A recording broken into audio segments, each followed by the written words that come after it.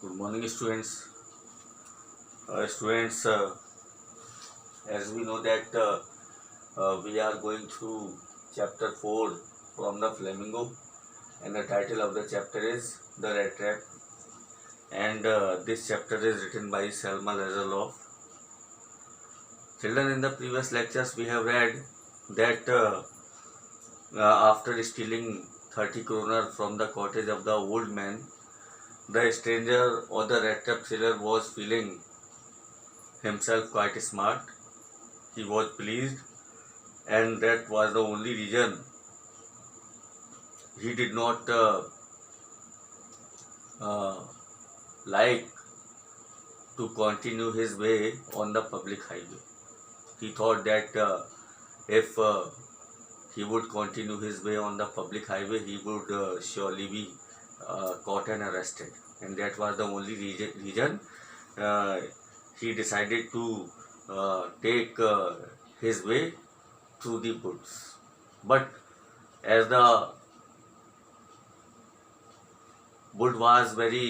forest was very big and confusing, and he could not come to the end of the forest.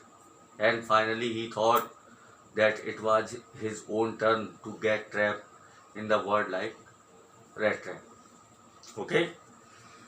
देखिए, जब उस old man के यहाँ से 30 kroner चुराने के बाद वो जो स्ट्रेंजर था, जो रेड ट्रैप सेलर था, वहाँ से चल दिया, तो उसने सोचा कि पब्लिक हाईवे पर चलना बेटर नहीं होगा. उसने सोचा कि वो जंगल के रास्ते जाएगा और अपने आप को सुरक्षित करेगा. लेकिन वो जंगल इतना बड़ा और कंफ्यूजिंग था कि वो उसके किनारे पर नहीं पहुंच पाया. चलता रहा, थक गया और अंत में महसूस करने लगा कि इस सांसारिक चूहेदानी में फंसने की उसकी बारी थी. Now children, we are going to start the first paragraph of page number 35. See the text. It was late in December. It was the month of December, and it was really the late days in the month of December. दिसंबर के अंत का समय था. Darkness was already descending over the forest. Darkness was increasing. This increased the danger and increased also his gloom and despair. देखिए, जैसा कि दिसंबर के अंत का समय था, अब जंगल में अंधेरा बढ़ता जा रहा था. And with the darkness, danger was also increasing. और डार्कनेस के साथ साथ, अंधेरे के साथ साथ खतरा बढ़ रहा था, और खतरे के साथ साथ उसका मीन्स उदासी, उसका दुख और निराशा भी बढ़ती जा रही थी. Finally he saw no way out and he sank down on the ground. Finally he saw that he won't be able to come towards the end of the forest.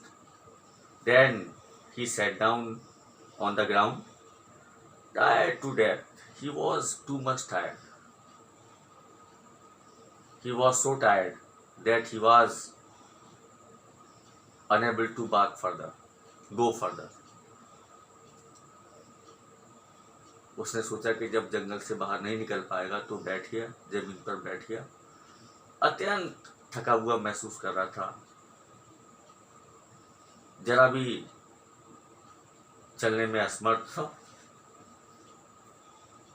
Thinking that his last moment had come. और सोच रहा था कि उसके जीवन के अंतिम समय आ गया है.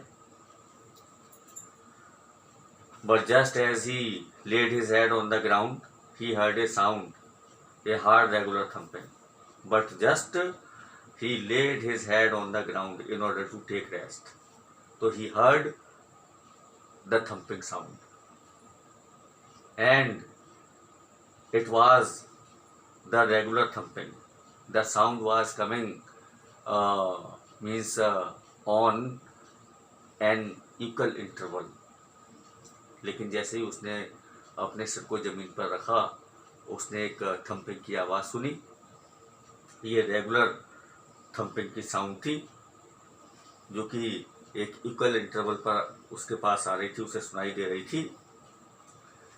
There was no doubt as to what that was. कोई संदेह नहीं था कि ये किसकी ध्वनि थी, किसकी साउंड थी। He raised himself and started thinking. उठा और सोचने लगा कि those are the hammer strokes from an iron will. He thought that those were the thumping sounds of the hammer strokes coming from the iron mill. और सोचने लगा कि यारे ये तो आयरन मिल से आने वाली एक मीन्स हैमर स्ट्रोक्स की थंपिंग साउंड थी। There must be people nearby. उसने सोचा कि यहाँ आसपास कहीं लोग होने चाहिए। He summoned all his strength, got up and staggered in the direction of the sound. तो at this the stranger, the red trap sailor, gathered all his strength and courage, got up and started staggering towards the direction of the sound. इस पर क्या हुआ कि उसने अपनी सारी शक्ति अर्जित की, सारी शक्ति इकट्ठी की, उठा और लड़खड़ाता हुआ स्टैगरिंग करता हुआ साउंड के डायरेक्शन में चल दिया। The Ramasjo iron works, which are now closed down, were not so long ago a large plant with smelter, rolling mill and forge. अब देखिए